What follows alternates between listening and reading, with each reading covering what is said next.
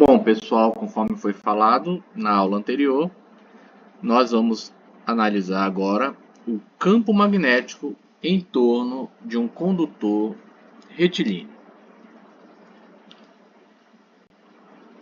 Lembrando que esse assunto também já foi abordado em sala de aula. Então, o campo magnético em torno de um condutor retilíneo. Bom, nós vamos considerar um fio condutor retilíneo percorrido por uma corrente elétrica cuja intensidade seja I. Corrente elétrica I. Eu vou tentar ilustrar aqui mais ou menos, né, a ideia que a gente tem do nosso fio, tá? Tenho aqui um plano. Tudo bem? Eu vou ter aqui o meu fio retilíneo. Depois eu vou ajeitar isso aqui.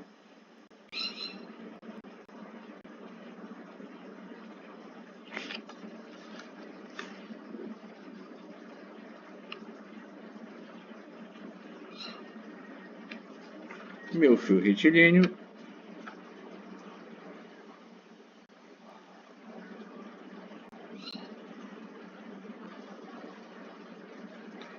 Onde vai acontecer a passagem de uma corrente elétrica e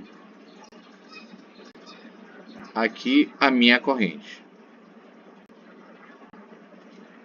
Aqui em azul o meu plano, posso chamar de um plano alfa, tá certo? E nesse ponto que eu posso chamar de ponto A, ponto B, ó, vou chamar de pontos A e B, que distam do fio por uma distância D. Tudo bem?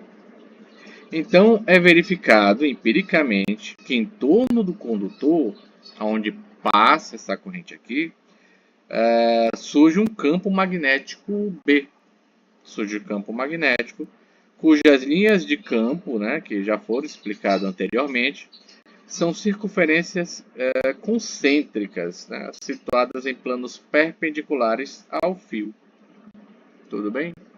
Então, o que nós vamos ter é que, fazendo aqui essa minha representação de onde o campo vai surgir, né? E pela regra da mão direita,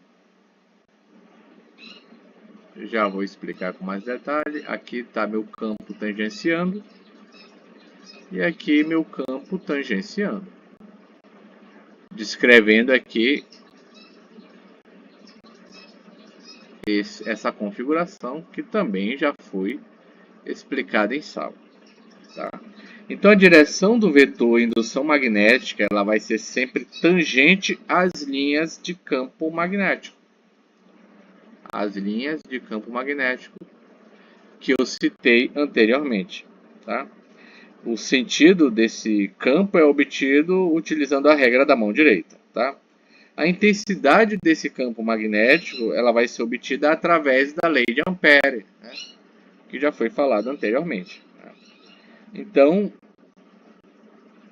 utilizando o cálculo de integrais, né, a gente obtém que B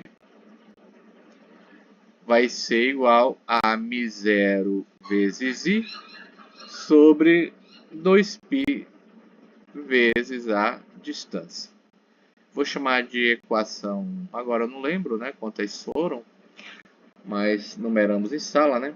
A gente viu a lei de Biot-Savart, a lei do campo magnético para uma espira circular, tá certo? E acredito que essa vai ser a nossa terceira ou quarta equação, né? Quarta equação. Vou chamar de equação delta. Tudo bem? Onde esse μ0, já explicado anteriormente, e o meu coeficiente de permeabilidade magnética, que vale 4π vezes 10 a menos 7 Tesla metro por ampere. Tá? E D é a distância do fio ao ponto considerado, onde eu vou representar o campo magnético. Tudo bem? Prosseguindo, depois do campo magnético em torno de um fio condutor, nós vamos ter o campo magnético no interior de um solenoide.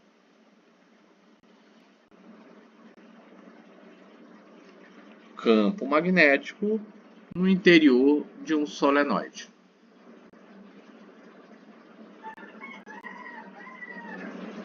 Campo magnético do interior de um solenoide.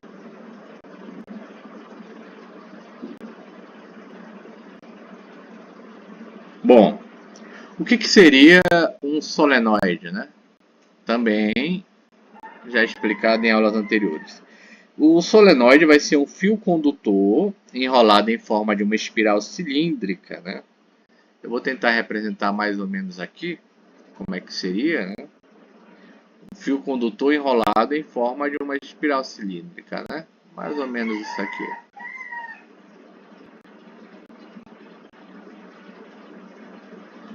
Tudo bem? As espiras, tá? Essas espiras aqui, as espiras, essas voltas, elas são idênticas e espaçadas igualmente. Tudo bem? Quando o solenoide é percorrido por uma corrente elétrica, né? Ou seja, uma corrente elétrica vai percorrer o solenoide, surge em seu interior um campo magnético que ele é praticamente uniforme. Tá? Campo magnético praticamente uniforme de direção coincidente com o eixo geométrico. Tá? Externamente, o campo magnético é intenso somente junto às extremidades do solenoide. A gente pode fazer o cálculo desse vetor indução magnética dado por essa equação aqui. Tá? O campo magnético B será N μ0 vezes I dividido por L.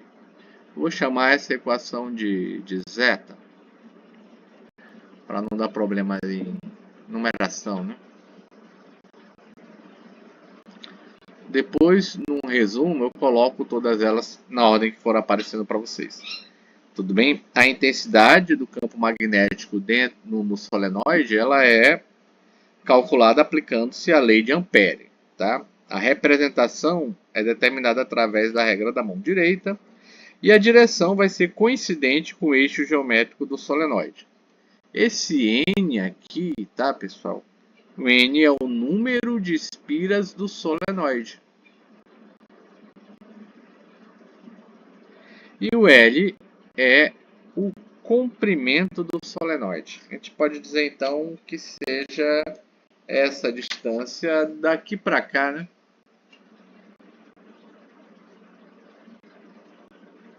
Em algumas situações, tá, pessoal? Esse parâmetro aqui, N por L, esse parâmetro aqui, ele é chamado de densidade linear de espiras.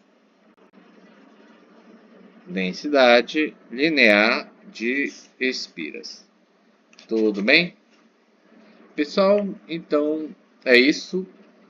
Bons estudos e até a nossa próxima aula. Até mais. Tchau, tchau.